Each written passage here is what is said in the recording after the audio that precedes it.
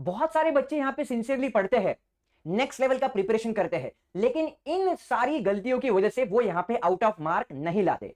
तो एग्जैक्टली ऐसे कौन से इंपॉर्टेंट फैक्टर्स है जो हमें यहां पे ध्यान में रखने हैं जब अपन यहां पे अपने बोर्ड का आंसर पेपर लिख रहे हैं? जी हाँ गाइस, इसी इंपॉर्टेंट टॉपिक के ऊपर डिस्कशन करने के लिए मैं अभी आपके सामने आया हूं और कुछ ऐसे इंपॉर्टेंट फैक्टर्स बताऊंगा जो आपको ऑलरेडी मालूम है, लेकिन यहां पे उनको थोड़ा सा रिवाइज करना बनता है। जी हाँ गाइस, मैं यहां पे सबसे इंपॉर्टेंट चीज जो आपके साथ शेयर करने जा रहा हूं वो क्या है। जब भी हम मैथ्स का पेपर लिखते हैं, सबसे ज्यादा हमारा ध्यान होना चाहिए हम अपने आंसर को कैसे सिस्टमैटिकली स्टेप्स में लिख रहे हैं। अगर आप यहां पे स्टेप्स को स्किप कर रहे हो तो बिलीव मी यहां पे आप मार्क्स लूज कर सकते हो। गाइस, जब भी हम यहां पे प्रॉपर स्टेप वाइज आंसर लिखते हैं, वहां पे अपना एक इंप्रेशन कैरी फॉरवर्ड होता है और वही इंप्रेशन हमें सिस्टमैटिक तरीके से आउट ऑफ मार्क देने के लिए तैयार करता है। तो हमें किसी भी स्टेप्स को यहां पे इग्नोर नहीं करना है, प्रॉपरली स्टेप्स को हमें यहां पे मेंटेन करना है। उसके बाद बहुत सारे बच्चे होते हैं शॉर्टकट तरीके से यहां पे सॉल्व करने जाते हैं और उनको यहां पे मार्क्स नहीं मिलते। गाइस, शॉर्टकट तरीका जो होगा एमसीक्यू के लिए आप अप्लाई कर सकते हो। यहां पे मैथमेटिक्स के क्लास 12 के पेपर में कोई शॉर्टकट तरीका यहां पे काम नहीं करेगा, तो आपको सीधा फाइनल आंसर लिखना है। इस एटीट्यूड से आप जा रहे हो तो believe me you are going to lose some marks over here.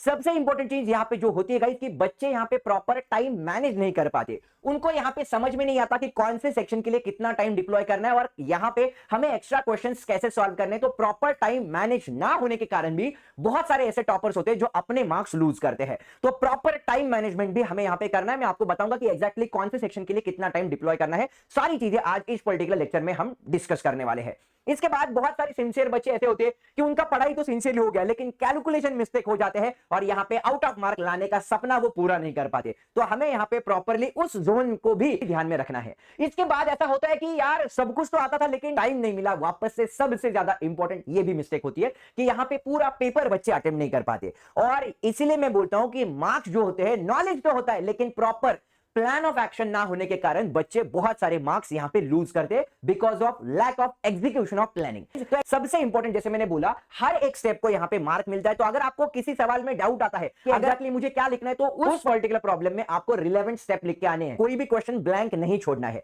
इसके बाद जैसे मैंने बोला, रिलेवेंट फॉर्मूले अगर आप वहां पे लिखते हो तब भी वहां पे आपको मार्क्स मिल सकते हैं। कौन सा सब्स्टिट्यूशन आप कर रहे हो, उस सब्स्टिट्यूशन को प्रॉपरली बॉक्स किया करो। तो हमें बस ये चीजें ध्यान में रखनी है कि जब भी हम कोई भी आंसर निकाले तो आंसर को प्रॉपरली बॉक्स करना है।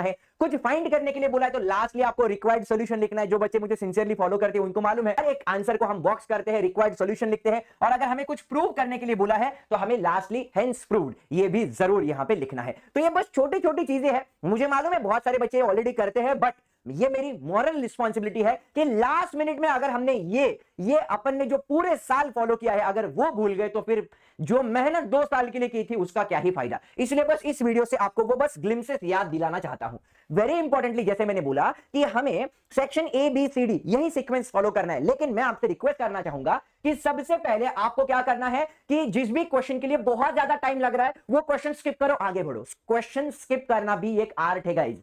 जब भी आप क्वेश्चन को स्किप करते हो उस टाइम पे शायद आप उस पर्टिकुलर सवाल को सॉल्व नहीं कर पाओगे, लेकिन जब आपका माइंड पूरे पेपर में सेटल हो जाएगा तब बिलीव मी आप वापस से उस क्वेश्चन को अटेम्प्ट करना, वो क्वेश्चन आपको सॉल्व हो जाएगा। अगर कुछ क्वेश्चन टफ लग रहा है स्किप करो, उसका बेस्ट ऑप्शन यहां पे ढूंढने का कोशिश करो। जैसे आपको मालूम है सेक्शन बी में हमें 12 क्वेश्चन मिलेंगे, 12 में से 8 ही सॉल्व करने, तो 4 क्वेश्चंस बफर हमें सेक्शन बी में भी मिलेंगे, सेक्शन सी में भी मिलेंगे। तो क्वेश्चन के साथ यहां पे फाइट मत करो, स्किप करो, रिस्पेक्ट करो और अगला क्वेश्चन अटेम्प्ट करने का कोशिश करो। एंड वेरी इंपॉर्टेंटली, मैंने क्या बोला कि पहले पूरा पेपर कंप्लीट करने की तरफ अपना ध्यान होना चाहिए। एक बार पूरा पेपर कंप्लीट हो गया उसके बाद सेक्शन बी का एक extra question and section C का एक एक्स्ट्रा क्वेश्चन सॉल्व करने का कोशिश करना।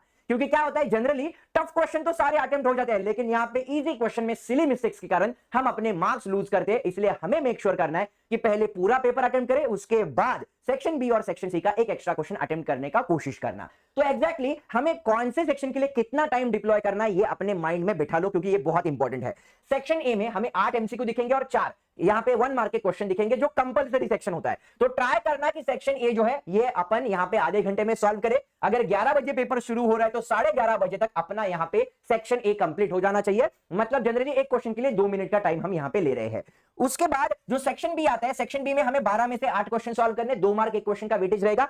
35 मिनट में ट्राई करना कि आप ये सेक्शन कंप्लीट कर सको। मतलब 11:30 से लेके 12:05 तक आपके माइंड को ऐसा ट्रेन करो कि भाई साहब सेक्शन भी कंप्लीट हो जाना चाहिए, जहां पे हमने एक क्वेश्चन सॉल्व करने के लिए ऑलमोस्ट 4 से 5 मिनट का टाइम दिया है। तो डिसेंट टाइम है, जैसे ही 12:05 शुरू हो जाएंगे आपके माइंड का अलार्म वहां पे बजना चाहिए, भाई सेक्शन बी से मुझे सेक्शन सी की तरफ यहां पे मूव ऑन होना बहुत ज्यादा जरूरी है। फिर सेक्शन सी में हम 40 मिनट का टाइम देंगे, जहां पे एक क्वेश्चन का वेटेज 3 मार्क का रहेगा। तो 5 मिनट से 12:45 तक हमें सेक्शन सी कंप्लीट करने का कोशिश करना है। मैं बस आपको एक बफर टाइम यहां पे बता रहा हूं गाइस, यहां पे थोड़ा बहुत ऊपर नीचे हो गया तो भी चलेगा, ऐसा पैनिक होने की जरूरत नहीं है, but this is the standard timeline जो आपके साथ में शेयर कर रहा हूं। 5 मिनट एक क्वेश्चन को हम यहां पे देने का कोशिश कर रहे हैं। बचा अपना सेक्शन डी। सेक्शन डी में हमें थोड़े से 4 मार्क के थोड़े हेवी क्वेश्चंस होते हैं, तो यहां पे हम क्या करेंगे, 45 मिनट इसको डिप्लॉय करने का कोशिश करेंगे।